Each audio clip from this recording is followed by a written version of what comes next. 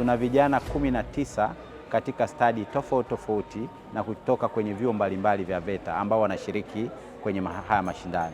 Kwa hiyo yawezekana kabisa ni kwamba wameonyesha umahiri wao ni kwa namna gani ambavyo wameandaliwa na hivyo kuweza kushindana na kuweza kuchaguliwa kuja kushiriki kwenye haya mashindano ya kitaifa.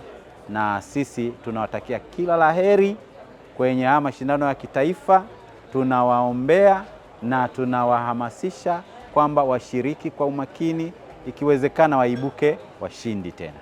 Nashukuru sana. Kwanza nitumie fursa hii kumpongeza sana Dr. Samia Suluhu Hassan, Rais wa Jamhuri ya Muungano wa Tanzania, kwa uwekezaji mkubwa anaofanya kwenye elimu ya ufundi.